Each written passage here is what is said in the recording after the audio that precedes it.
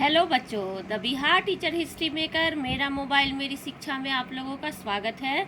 मैं कंचन प्रभा दरभंगा से आप लोगों के लिए फिर से लेकर आई हूँ ज्योग्राफी का नया टॉपिक। मैंने पिछले वीडियो में आप लोगों को बताया था चैप्टर 2 से चट्टान के विषय में, और चट्टान कितने प्रकार के होते हैं ये भी मैंने बताया था। और चट्टान का जो पहला प्रकार है आग्नेय चट्टान, उसके विषय में मैं पिछले वीडियो में बता चुकी हूँ। आप लोग शायद उसको पढ़े भी होंगे, आगे उसका कुछ तैयारी भी किए होंगे। तो चलिए आज हम लोग देखते हैं चट्टान के दूसरे प्रकार को। चट्टान का दूसरा प्रकार क्या है? अवसादी चट्टान। तो चलिए हम लोग अपने इस नए वीडियो में देखते हैं चट्टान के दूसरे प्रकार अवसादी चट्टान के विषय में, ये कैसे बनते हैं, इनसे जुड़ी और भी बहुत कुछ महत्वपूर्ण बातें। तो चलिए हम लोग मिलते हैं और देखते हैं कि अवसादी चट्टान किस तरह से तैयार होता है और इसके कुछ खास चीज़ों को। तो चलिए,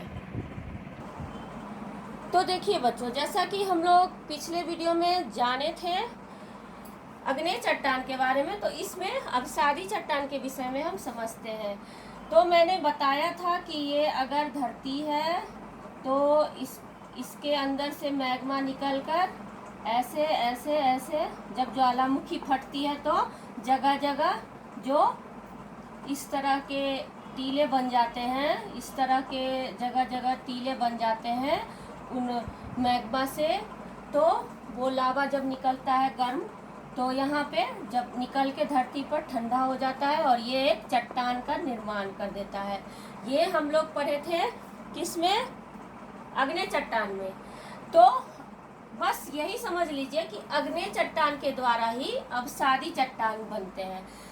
तो जैसे कि यहाँ पे आग्नेय चट्टान का निर्माण हो जाता है, इसके कुछ दिनों के बाद जब इससे कुछ छोटे छोटे कण उड़कर हवा में या फिर बारिश के कारण पानी के द्वारा बहकर किसी दूसरे जगह, जैसे कि अभी हवा चली तो यहाँ पे उड़ के आ जाएंगे, फिर दूसरी बार हवा चली, फिर इसके ऊपर परत बना देंगे, फिर तीसरी बार हवा चली तो ऐसे परत बनता जाएगा और ये परत दर परत चट्टान का निर्माण कर देंगे। तो ये हम लोग इस चट्टान को ही कहेंगे अवसादी चट्टान। ये क्या कहलाएगा? अवसादी चट्टान कहलाएगा। क्यों?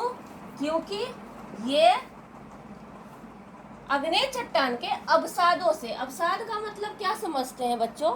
अवसाद का मतलब होता है कि किसी भी चीज को कि टुकड़े जो होते हैं, उसके बचे हुए पदार्थ जो होते हैं, उसको अवसाद कहा जाता है। तो ये आग्नेय चट्टान का जो अवसाद होता है उससे क्या बन जाता है? अवसादी चट्टान, परत दर परत। ये क्या होता है? जब हवा के द्वारा एक जगह से दूसरे जगह ये जाते हैं तो किसी परत पर, किसी जमीन पर ऐसा बनता है। तो जब जमीन पर बनता है किसी जगह पर, तो ये उसका उदाहरण हम लोग बालू पत्थर कह सकते हैं। और जब बारिश के कारण पानी में ऐसा परत दर परत बन जाता है तो ऐसे चट्टान जो अवसादी चट्टान बनते हैं उसको क्या कहेंगे हम लोग? उसका चूना पत्थर कह सकते हैं हम लोग। क्या कह सकते हैं? चूना पत्थर। और जो हवा के द्वारा बनता है, एक परत से दूसरी परत जमती जाती है और सूखे में ऐसा होता है, और ये अवसादी चट्टान का निर्माण करते हैं तो ये बालू पत्थर, ऐसे का उदाहरण हम बालू पत्थर से दे सकते हैं।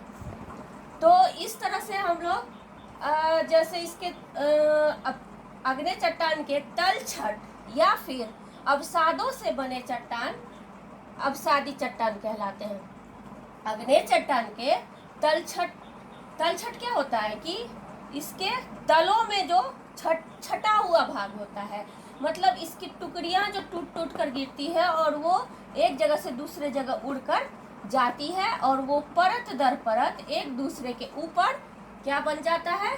टीला जैसा बन जाता है और ये हार्ड हो जाता है। यही क्या बन जाता है? अवसादी चट्टान बन जाता है। तो आप समझ गए होंगे कि आग्नेय चट्टान के तलछट से जो टूटी फूटी अवशेष होते हैं वो दूसरे जगह पानी या हवा के कारण जब परत दर परत ठोस बना देते हैं और एक चट्टान का रूप ले लेते हैं तो ये अवसादी चट्टान कहलाते हैं। तो इस तरह अवसादी चट्टान का निर्माण होता है। ये निर्माण बरसों लग जाते हैं, इसके निर्माण में बरसों लग जाते हैं और इसमें क्या होता है कि जीवाश्म की मात्रा बहुत अधिक होती है। कैसे? जैसे कि अगर यहाँ पर मान लीजिए कि यहाँ पे हवा से यहाँ पे उड़ के यहाँ पे एक परत बन गई, अब इस पे कोई पेड़ पौधा उग गया, फिर कुछ दिन बाद हवा चली, फिर इस पे परत बनेगा, तो क्या हुआ, वो पेड़ पौधा या जीव जंतु जो भी यहाँ पे रहेंगे, उन जीव जंतु के जीवाश्म यहाँ पे रहेंगे तो वो दब जाएंगे एक दूसरे से। तो अवसादी चट्टान में जीवाश्म की मात्रा बहुत ज़्यादा होती है। इसके परत दर परत जो बनती है तो उसके बीच में जीवाश्म की मात्रा बहुत ज़्यादा रहती है। तो चलिए अब हम इसकी परिभाषा को जानते हैं, ठीक है। तो चलिए हम लोग इसकी परिभाषा देखते हैं।